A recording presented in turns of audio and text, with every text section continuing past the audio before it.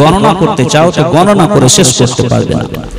এত নিয়ামত আল্লাহ রাব্বুল আলামিন দুনিয়ার বুকে পাঠিয়েছেন, কিন্তু গোটা দুনিয়াতে এত এত নিয়ামত পাঠানোর পরেও আল্লাহ বলেননি যে হে বিশ্ববাসী তোমাদের প্রতি আমি দয়া করেছি, তোমাদের প্রতি আমি করুণা করেছি, ইহসান তোমাদের প্রতি আমি করেছি, কোথাও বলেননি। কিন্তু নবীকে পাঠিয়ে ইহসান করার কথা আল্লাহ তাবারক ওয়া তাআলা কোরআনের মধ্যে বলেছেন। নবীকে পাঠিয়ে কি রকম ধরনের ইহসান করা হয়েছে, হুজুরকে পেয়ে আমরা কি পেয়েছি, এটা একটু আমাদেরকে জানতে হবে। হযরত ঈসা আলাইহিস সালামের ইহলোক থেকে আসমানি জগতে উঠে যাওয়ার পর থেকে নিয়ে রাসূলের আগমন পর্যন্ত 570 বছর, এই বড় একটি গ্যাপ, বড় একটি সময়ে রাসূল করিম সাল্লাল্লাহু আলাইহি ওয়াসাল্লামের আগমনের পূর্বে এই পৃথিবীতে এমন কোন জিনিস ছিল না যে সেটা হয়নি।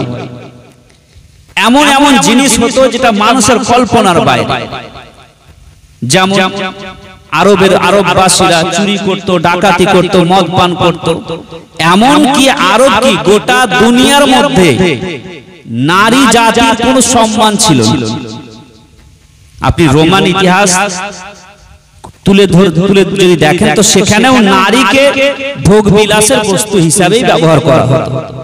আরববাসীরা নারীদেরকে কিভাবে দেখত? যদি কোনো মায়ের পেটে কোনো মা যদি গর্ভবতী হতো তাহলে বাড়ির গার্জেন, বাড়ির লোক বাড়ির পাশে বা বাড়ির আঙিনায় কবর খুঁড়ে রাখতো।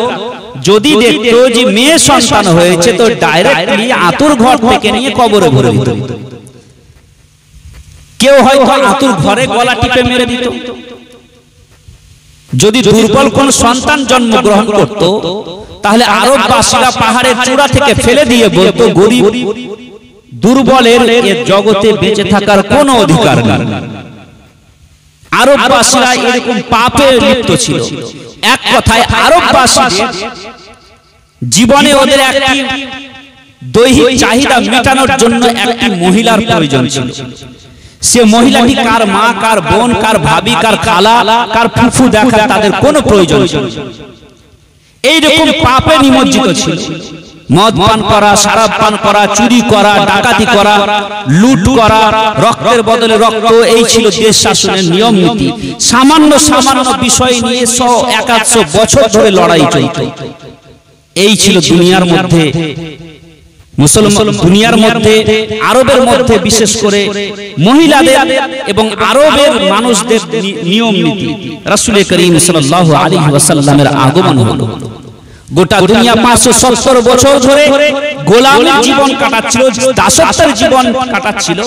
রাসূল করিম সাল্লাল্লাহু আলাইহি ওয়াসাল্লাম করুণা এবং শান্তির সূর্য হয়ে মক্কা হতে যখন আস্তে আস্তে উদয় হলে আল্লাহ তাবারক ওয়া তাআলা বললেন, হে দুনিয়াবাসী, আরে তোমরা তো চোর ছিলে, তোমরা তো ডাকাত ছিলে, তোমরা তো নারীর সম্মান নিয়ে ছিনিমিনি খেলতে, তোমরা তো নিজের শিশু কন্যাকে তোমরা জীবন্ত কবর দিয়ে দিতে, আরে তোমরা নিজের শিশু কন্যাকে আতুর ঘরে গলা টিপে মেরে দিতে, আরে তোমরা তো আমার কাবা, দেহ কাবাকে তোমরা কি করেছিলে? 360টি মূর্তি রেখে অপবিত্র করে ফেলেছিলে। কাবার চত্বরে তোমরা উলঙ্গ ভাবে তাওয়াফ করতে, তোমরা কাবার চত্বরে তোমরা সিটি বাজিয়ে বাজিয়ে তাওয়াফ করতে। আমি আমার রাসূলকে পাঠালাম, আমার রাসূল আসলেন, আসার পরে রাহমাতুল লিল আলামিন নবী মুহাম্মদুর রাসূলুল্লাহ সাল্লাল্লাহু আলাইহি ওয়াসাল্লাম, তোমরা তো জাহান্নামের দরজা পর্যন্ত পৌঁছে গেছিলে, আমার নবী এসে তোমাদেরকে জান্নাতের পথে ঢুকিয়ে দিলেন। যারা ছিল নারীর সম্মান নিয়ে ছিনিমিনি খেলতো, নারীকে ভোগ বিলাসের বস্তু মনে করত, যারা নারীকে আতুর ঘরে গলা টিপে মেরে দিত, রাসূল করিম সাল্লাল্লাহু আলাইহি ওয়াসাল্লামের সংস্পর্শে এসে তারা নারীর পায়ের নিচে জান্নাত মানতে বাধ্য হয়েছে। রাসূল করিম সাল্লাল্লাহু আলাইহি ওয়াসাল্লামের আদর্শে অনুপ্রাণিত হয়ে যারা নারীকে ভোগ বিলাসের বস্তু মনে করত এবং সমাজের মালকে যারা লুণ্ঠন করে খেত, তারা সমাজের মালের পাহারাদার হয়ে গেছিল। নারীর ইজ্জত দিয়ে যারা ছিনিমিনি খেলত, তারা নারীর সম্মানের পাহারাদার হয়ে গেছিল। রাসূল করিম সাল্লাল্লাহু আলাইহি ওয়াসাল্লাম সেই আরবের বুকে আসেন, আসার পরে নারীর সম্মান এমন দিলেন যে রাসূল করিম সাল্লাল্লাহু আলাইহি ওয়াসাল্লাম গোটা জগৎকে বললেন, কারো যদি একটি শিশু শিশু মেয়ে যদি কন্যা সন্তান কারো বাড়িতে জন্মগ্রহণ করে তো সে একটি জান্নাতের অধিকারী হবে। কারো বাড়িতে যদি দুটি মেয়ে সন্তান জন্মগ্রহণ করে সে দুটি জান্নাতের অধিকারী হবে। সাহাবারা জিজ্ঞাসা করে তিনটি মেয়ে সন্তান যার বাড়িতে জন্মগ্রহণ করবে, রাসূল করিম সাল্লাল্লাহু আলাইহি ওয়াসাল্লাম বললেন তিনিও তিনটি জান্নাতের অধিকারী হবে। হুজুর সাল্লাল্লাহু আলাইহি ওয়াসাল্লাম আসলেন। আসার পরে সমাজের মধ্যে যে সমস্ত খারাপই ছিল, যে সমস্ত বর্বরতা এবং জুলম ও অত্যাচার ছিল, রাসূল করিম সাল্লাল্লাহু আলাইহি ওয়াসাল্লাম সে জুলম ও অত্যাচারকে দূর করে দিয়ে সুন্দর এবং সুষ্ঠু সমাজ কায়েম করলেন। নারে তাকবীর, নারে রিসালাত। মুফতি শাহিমউদ্দিন আজহারি সাহেব, মুফতি শাহিমউদ্দিন আজহারি সাহেব জশ্নে ঈদ মিলাদুন নবী।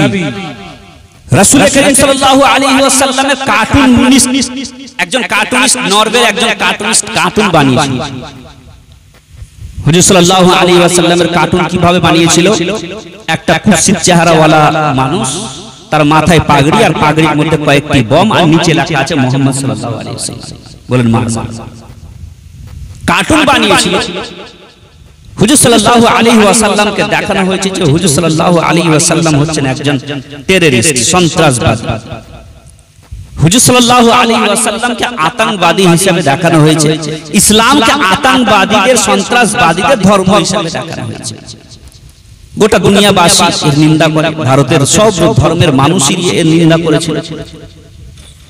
একবার চিন্তা করুন যে নবী সাল্লাল্লাহু আলাইহি ওয়াসাল্লাম যে যুগে আসেন আইয়ামে জাহেলিয়াতে, হুজুর সাল্লাল্লাহু আলাইহি ওয়াসাল্লাম যে যুগে আসেন সেই যুগে, বর্তমান যুগে নারীদের তিনটি প্রকার হয়। একটি নারী হচ্ছে ওই নারী যে এখন পর্যন্ত বিবাহ হয়নি, আনম্যারিড। একজন ওই নারী যার স্বামী ইন্তেকাল করে গেছে। একজন ওই নারী যে তালাক প্রাপ্ত। তিনজন নারী, কিন্তু তিনজনই নারী, কিন্তু তিনটের কিন্তু ফিলিংস, এহসাসাত কিন্তু আলাদা আলাদা, নাকি হুজুর? তিনজনের ফিলিংস আলাদা আলাদা।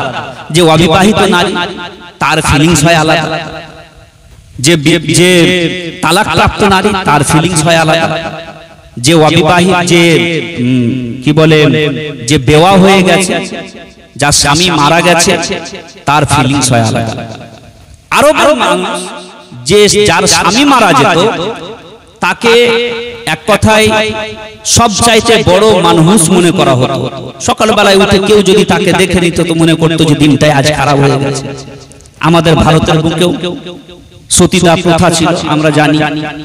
কোন স্বামী মরে গেলে পরে সেই স্বামীর চিতাতে স্ত্রীকেও বেঁধে ফেলে দিয়ে তাকেও পুড়িয়ে মেরে দেওয়া হতো। আমাদের ভারতের ইতিহাস আছে না নেই? ভারতের বুকে এরকম হতো যে সতীদাহ প্রথা যেটা ছিল সেটাতে কোন স্বামী মরে গেলে স্বামীর চিতাতে স্ত্রীকেও একদম জ্যান্ত স্ত্রীকে বেঁধে ফেলে দেওয়া হতো, যেন সেও কি হয় স্ত্রীর সাথে মেরে দেয়, ওই স্বামীর সাথে মরে যায়। কারণ সে স্বামীকে মনে করতো, স্ত্রীকে মনে করতো সেই যুগের মানুষ যে এ ডাকাত, এ হচ্ছে মানুষ, যে স্বামীকে সে খেয়ে নিয়েছে। এরকম আরবেও ছিল। রাসূল করিম সাল্লাল্লাহু আলাইহি ওয়াসাল্লাম যে যুগে আসেন সেই যুগে সবচাইতে বেশি নির্যাতনের শিকার যে নারী ছিল সে নারীটির নাম হচ্ছে বেওয়া। যার স্বামী হারা, সে নারীকে দেখলে সবাই তাকে ভোগ করার চেষ্টা করত, তাকে কি করতো, চারিদিক দিয়ে নির্যাতন করার চেষ্টা করত। সকাল সকাল তাকে দেখলে পরে মনে করতো দিনটা আজ খারাপ হয়ে গেল, নিজের স্বামীকে খেয়েছে মনে করত।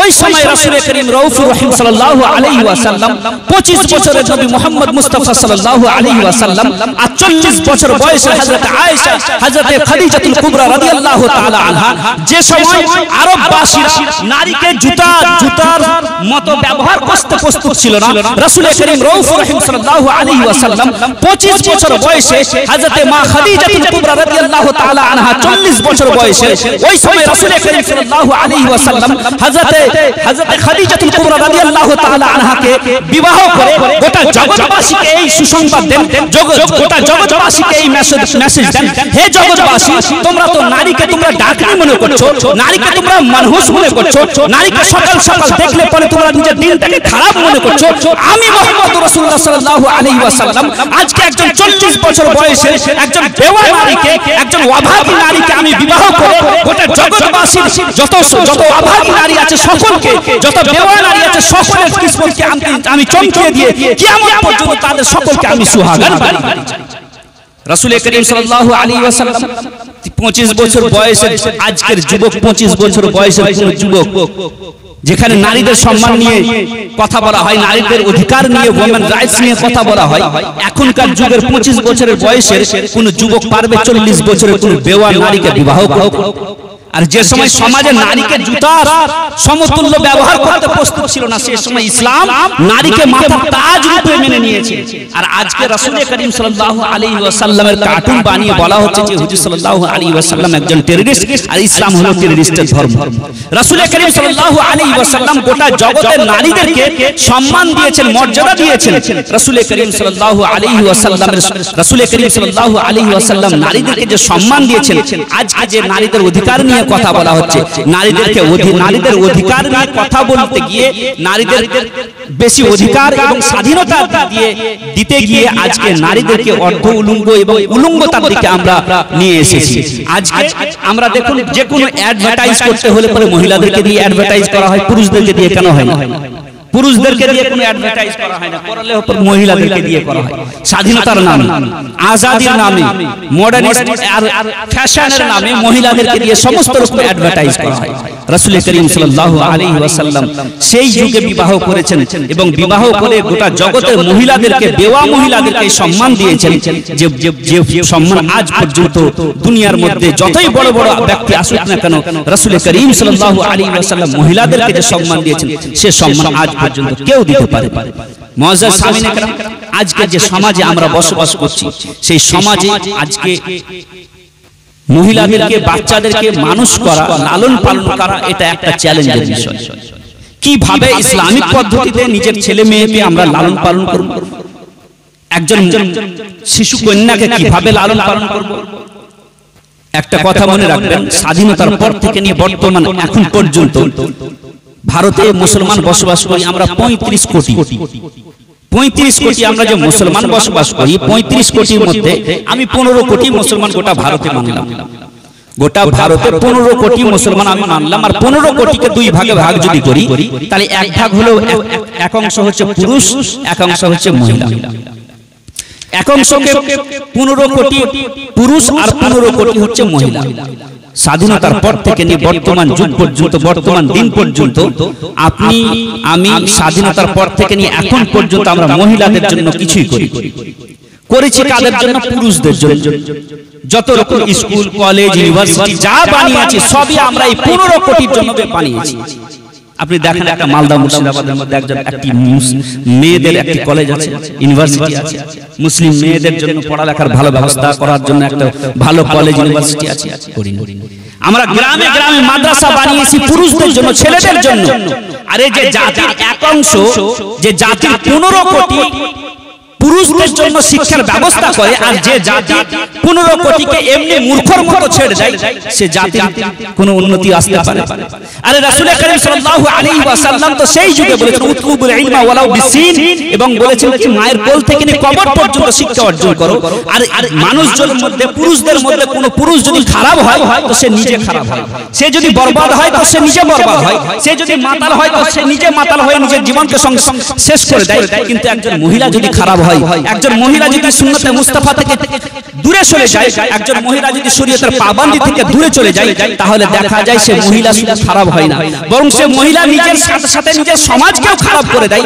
আমরা দেখতে পাই, আবার যদি কোনো পুরুষ যদি ভালো হয় তো সে নিজে ভালো হয়, হয়তো নিজের সমাজের আশপাশের লোককে ভালো করে।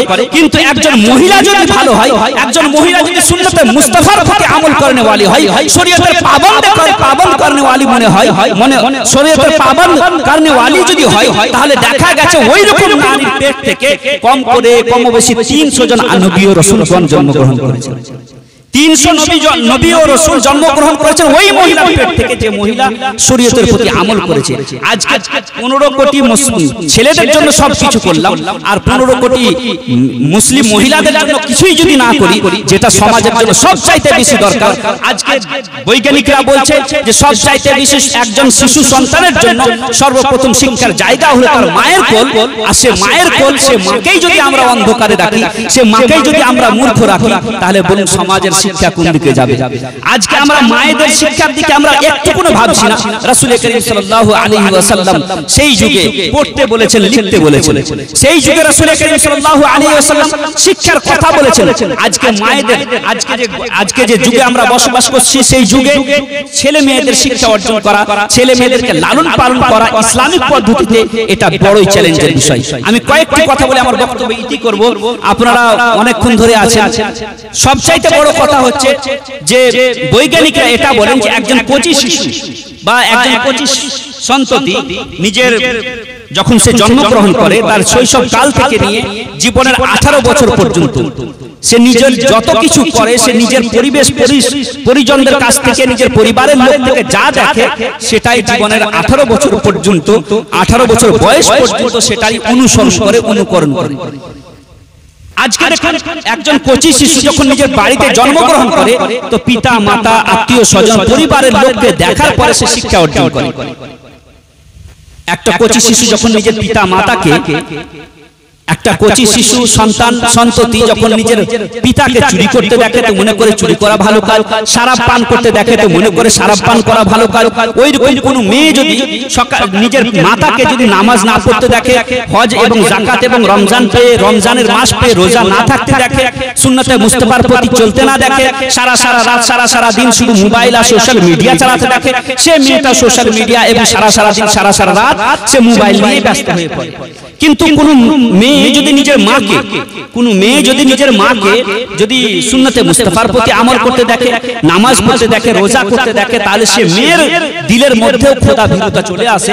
সে মেয়ে নিজেও নিজের দিলের মধ্যে আল্লাহ এবং তার রাসূলের মহব্বত তার নিজের মধ্যে নিয়ে আসে। এবার আসুন রাসূল করিম সাল্লাল্লাহু আলাইহি ওয়াসাল্লামের বাড়ির দিকে একবার যাব। হুজুর সাল্লাল্লাহু আলাইহি ওয়াসাল্লাম কি করতেন? নিজের পরিবারের মেয়েদেরকে, নিজের পরিবারের সন্তান সন্ততিকে কিভাবে লালন পালন করতেন, একবার রাসূল করিম সাল্লাল্লাহু আলাইহি ওয়াসাল্লামের বাড়ির দিকে যদি আমরা দেখি, তাহলে দেখতে পাই যে হুজুর সাল্লাল্লাহু আলাইহি ওয়াসাল্লাম যখন বাড়ি যেতেন, তখন বাড়ি যাওয়ার পর, আজকের যুবকদের জন্য বলছি, রাসূল করিম সাল্লাল্লাহু আলাইহি ওয়াসাল্লাম যখন বাড়ি যেতেন, বাড়ি যাওয়ার পর নিজে হাতে ঝাড়ু লাগাতেন। রাসূল করিম সাল্লাল্লাহু আলাইহি ওয়াসাল্লাম নিজে হাতে বাড়ির সংসারের যে কাজগুলো আছে সেই কাজগুলো করতেন। রাসূল করিম সাল্লাল্লাহু আলাইহি ওয়াসাল্লাম সংসারের কাজ করতেন। আজকে যুবকরা মনে করে এগুলো হয়তো গুনার কাজ নাকি, আজকে মনে করে যে এগুলো হয়তো গুনার কাজ। রাসূল করিম সাল্লাল্লাহু আলাইহি ওয়াসাল্লাম যে যুগে আসেন, সেই দোয়া করে যাবেন, বসেন বসেন। আজকে যুবকরা মনে করছে যে এগুলো গুনার কাজ। বাড়িতে গিয়ে স্ত্রীর হাতে, বাড়িতে গিয়ে স্ত্রীর সাথে যদি কাজ করি তো আমার বোধহয় প্রেস্টিজ ডাউন হয়ে যাবে, আমার সম্মান চলে যাবে। আর হুজুর সাল্লাল্লাহু আলাইহি ওয়াসাল্লাম বলছেন যে যে যুগে সুন্নতের প্রতি আমল করনেওয়ালা থাকবে না, সেই সময় কেউ যদি আমার মরা সুন্নতকে জিন্দা করে, তাহলে সে 100 শহীদের সে নেকি পাবে, 100 শহীদের নেকি পাবে। আপনি বাড়ি, আমি বাড়ি গিয়ে যদি ঝাড়ু লাগাই, নিজের স্ত্রীর সাথে কাজ করে দিই, আর মনে করি যদি এটা সুন্নতে রাসূল সাল্লাল্লাহু আল্লাহর প্রেম, আল্লাহর মহব্বত এবং সারা রাত খোদার দরবারে সাজদার শৌক ও জজবা তৈরি হয়েছে। হযরত ফাতেমা তো জাহরা আল্লাহ তাবারক ওয়া তাআলার নিকটে দোয়ার মাধ্যমে বলেছিলেন, হে আল্লাহ তাবারক ওয়া তাআলা, এই ফাতেমা তো জাহরা রাদিয়াল্লাহু তাআলা আনহা তোমার এই অধমা বান্দির জন্য এমন রাত তৈরি করো যে রাতে তোমার বান্দি তোমার দরবারে দিন খোরাসা করে তোমার দরবারে সিজদা করে। হযরত ফাতেমা তো জাহরা রাদিয়াল্লাহু তাআলা আনহা সারা রাত ইবাদত করতেন। নিজের পিতা এবং মাতাকে ইবাদত করতে দেখে নিজের দিলের মধ্যেও ইবাদতের জজবা তৈরি হয়েছিল। এবং হযরত আলী শেরে খোদা, হযরত আলী মুশকিল কুশা রাদিয়াল্লাহু তাআলা আনহু কি করতেন? স্বামী স্ত্রী মিলে খোদার দরবারে ইবাদত করতেন, সারা রাত ইবাদত করতেন। যে আলীর ব্যাপারে রাসূল করিম বলেন, আনা মাদিনাতুল ইলমি ওয়া আলীউল বাবুহা, আমি হলাম জ্ঞান ও হিকমতের শহর, আর আলী হলো তার দরওয়াজা। কেউ যদি জ্ঞান ও হিকমত নিতে চায়, কেউ যদি ইলম নিতে চায়, সায়েন্স নিতে চায়, তাহলে আলীকে মেনে যতক্ষণ না আমার কাছে আসে না, ততক্ষণ না সে ইলম ও হিকমতে একটা ফোঁটাও পাবে না। সে আলী রাদিয়াল্লাহু তাআলা আনহু সারা রাত নামাজ পড়তেন, খোদার দরবারে মাথা নত হয়ে থাকতেন, খোদার প্রেমে মগ্ন হয়ে থাকতেন। হযরত ফাতেমা তো জাহরা আল্লাহর প্রেমে মগ্ন হয়ে থাকতেন। বাড়িতে ছোট বেটা হযরত হাসান ও হোসেন নিজের পিতা এবং মাতাকে আল্লাহর প্রেমে মগ্ন থাকতে দেখতেন, সারা রাত নামাজ পড়তে দেখতেন। তাই তো দেখা গেছে যে ইমাম হোসেন এবং ইমাম হাসান রাদিয়াল্লাহু তাআলা আনহুমার দিলের মধ্যেও সাজদার শৌক ও জজবা তৈরি হয়েছে। আর ইমাম হোসেন রাদিয়াল্লাহু তাআলা আনহু দুনিয়ার বুকে এমন সাজদা করেছেন, কারবালার প্রান্তরে গোটা দুনিয়ার সামনে এমন সাজদা করেছেন, এমন সাজদা করেছেন, ওই সাজদার উদাহরণ আজ পর্যন্ত পৃথিবী দিতে পারে। তো নিজের পরিবার থেকে, নিজের বাড়ি থেকে, নিজের মা এবং পিতা থেকে দেখেই কি হয়, একজন সন্তানের ভবিষ্যৎ চরিত্র উজ্জ্বল হয়, একজন সন্তান সন্ততির ভবিষ্যৎ সুন্দর হয় নিজের পিতা এবং মাতাকে দেখে। আর যদি আমাদের মাতারা, আমাদের পিতারা, আমাদের অভিভাবকরা যদি নিজেই যদি বরবাদ হয়, সন্ধ্যাবেলা যখন হবে বা স্কুল কলেজ থেকে যখন মেয়ে আর ছেলে যখন বাচ্চা আসলো, তখন একটা মোবাইল দিয়ে যদি মনে করি যে দায়িত্ব আমার সমাপ্ত হয়ে গেল, তাহলে এরকম ভাবে কিন্তু কি হয়, এরকম ভাবে কিন্তু নিজের দায়িত্ব সমাপ্ত হয়। আমাদের মায়েরা এইরকম ভাবে মনে করছে যে আমার সন্তানরা সন্তান এবং সন্ততি সকালবেলায় যাবে, 10টা 12টায় স্কুল থেকে আসবে, কলেজ থেকে আসবে 3টার দিকে, আসার পরে কি করবে, নিজের টিউশনে যাবে, সন্ধ্যাবেলাতে মোবাইল নিয়ে থাকবে, বাস এই নিয়ে হয়তো সে কি বড় বড় সায়েন্টিস্ট হয়ে যাবে, আবুল কালাম আজাদ হয়ে যাবে, বড় বড় সাহিত্যিক হয়ে যাবে, কবি নজরুলের মতো সাহিত্যিক হবে। এইরকম আমাদের মহিলারা ভাবছে, আমাদের মা বোনেরা ভাবছেন। এইরকম ভেবে জাতির কোনোদিন উন্নতি হয় না। আমাদের মা বোনদেরকে পরিবর্তন করতে হবে, নিজের পরিবারকে। একজন মেয়েকে যদি, একজন ছেলেকে যদি তার ভবিষ্যৎকে যদি উজ্জ্বল করতে হয়, তাহলে পিতা এবং মাতা দুজনেকে কি করতে হবে, সুন্নতে মুস্তাফার প্রতি চলতে হবে। একটা ঘটনা 2 মিনিটের, তারপরে আমার বক্তব্য ইতি করব। আপনারা বিরক্ত হচ্ছেন আমি বুঝতে পারছি, তাড়াতাড়ি শেষ করে দিব। একটা বাচ্চা প্রথম দিনে গেছে কোথায়, মাদ্রাসা গেছে। প্রথম দিন মাদ্রাসা গেছে, সে ব্যক্তিটির নাম, সে বড় একজন ব্যক্তি, তার নাম হচ্ছে আল্লামা পীর বখতিয়ার কাকি আলাইহি রাহমাতু ওয়া রিদওয়ান। তিনি কি করছেন, প্রথমবার বাচ্চা সন্তান প্রথমবার কোথায় গেছেন, প্রথমবার গেছেন মক্তবের মধ্যে মৌলভী সাহেবের কাছে, প্রথমবারের মতন পড়তে গেছে। মৌলভী সাহেব জিজ্ঞাসা করছে, বড় বেটা আলহামদুলিল্লাহ, সে 1 থেকে 14 পারা পর্যন্ত শুনিয়ে দিয়েছে। 1 থেকে 14 পারা পর্যন্ত শুনিয়ে দিয়েছে। তিনার শিক্ষক জিজ্ঞাসা করছে, বাবা যেখানে তুমি 1 থেকে 14 পারা পর্যন্ত মুখস্থ করেছো, সেখানে তুমি বাকি পারাটুকু মুখস্থ করে আসতে, 30 পারা গোটাই মুখস্থ করে আসতে, এতটুকু তুমি কেন মুখস্থ করে এসেছো? আরে এত সুন্দরভাবে তুমি কোরআন তেলাওয়াত করছো, কোথা থেকে তুমি শিখলে? সে বাচ্চাটা উত্তর দিয়েছিল, কুতুবউদ্দিন বখতিয়ার কাকি উত্তর দিয়েছিলেন। ওলিদের সম্রাট হযরত কুতুবউদ্দিন বখতিয়ার কাকি বলেছিলেন যে আমি এটা কোন মাদ্রাসা মসজিদে কোন মক্তবে শিখিনি, আমি বরং শিখেছি আমার মায়ের কাছ থেকে। তিনি জিজ্ঞাসা করেছিলেন শিক্ষক যে মায়ের কাছ থেকে কিভাবে শিখেছো?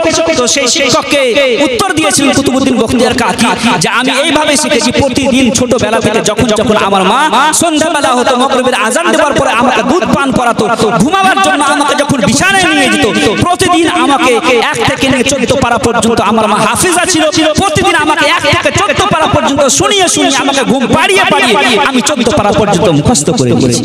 পূর্বের যুগের মায়েরা কি ছিল, নিজের ছেলেদেরকে, নিজের মেয়েদেরকে কোরআন তেলাওয়াত করিয়ে এবং সাহাবায়ে কেরামদের, নবী রাসূলদের কিসসা কাহিনী শুনিয়ে ঘুম পাড়াতো।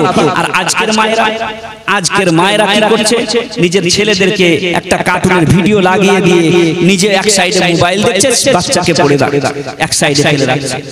এ দিয়ে জাতির, আর মনে করছে যে আমার ছেলে তো বড় মিশনে পড়ছে, বড় কলেজে পড়ছে, মনে হয় যে এপিজে আব্দুল কালামের মতো বড় সায়েন্টিস্ট হবে। এটা ভুল ধারণা হবে। একটি এপিজে আব্দুল কালাম দিয়ে জাতির দায়িত্ব সমাপ্ত হয় না। আমাদের প্রত্যেক ঘরে ঘরে এপিজে আব্দুল কালামের মতো বড় সায়েন্টিস্ট তৈরি করতে হবে, তবে এই জাতির যদি উন্নতি হয় তাহলে উন্নতি হবে, না হলে এই জাতির উন্নতি করা সম্ভব নয়। মুআজ্জাজ সামিনে কেরাম, নিজের পরিবেশকে ঠিক করুন, নিজের বাড়িতে সময় দিন। বিশেষ করে যুবকদেরকে বলবো যে সন্ধ্যাবেলা হবে অফিস বা যেখান থেকে কাজ করে এসে বাইরে রোডের ধারে গিয়ে আড্ডা না দিয়ে নিজের পরিবারকে সময় দিন, নিজের সন্তান সন্ততিকে সময় দিন, নিজের ছেলে মেয়েদেরকে তাদের শিক্ষার দিকে গুরুত্ব দিন, নিজের ছেলে মেয়েদেরকে ইসলামিক তালিমে তাদেরকে শিক্ষা দিন, তাদের কাছে সময় অতিবাহিত করুন। তাহলে কি করবে, বুড়ো বয়সে আপনার সাথে সময় অতিবাহিত করবেন। আর আজকে যদি তাদের সাথে সময় না দেন, তাহলে বুড়ো বয়স যখন আপনার হয়ে যাবে, তখন আপনার সন্তান, আপনার সন্ততি আপনার কাছে সময় অতিবাহিত করবে না।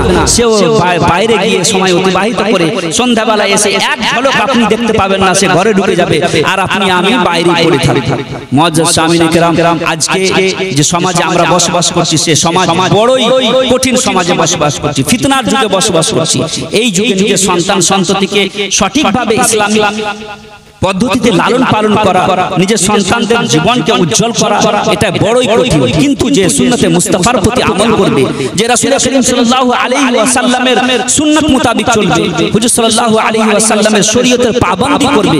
কারণ হচ্ছে এই কোন মহিলা যদি খারাপ হয়, কোন মহিলা যদি রমজানের রোজা পেয়ে যদি রোজা না থাকে, নামাজ না পড়ে, হজ না করে, যাকাত না দেয়, সুন্নতে মুস্তাফার প্রতি আমল না করে, হযরত খাদিজাতুল কুবরার সুন্নাতকে ছেড়ে দেয়, হযরত আয়েশা সিদ্দিকার পদঙ্ক অনুসরণ না করে, হযরত ফাতেমাতুজ জাহরা রাদিয়াল্লাহু তাআলা আনহার পদঙ্ক অনুসরণ করে না চলে, তো এইরকম মারা কখনো টনি ব্লেয়ার, তো কখনো হিটলার, তো কখনো জর্জ বুশের মতো ব্যক্তি এবং ভারতের একজন মন্ত্রী আছে, ওইরকম মন্ত্রীকে জন্ম দেয়, যার হাতে গুজরাটে হাজার হাজার মানুষের খুনের দ্বারা যাদের হাত রঞ্জিত হয়ে আছে, হাজার হাজার মানুষের রক্তে যাদের হাত রঞ্জিত হয়ে আছে, ওইরকম মানুষকে জন্ম দেয়।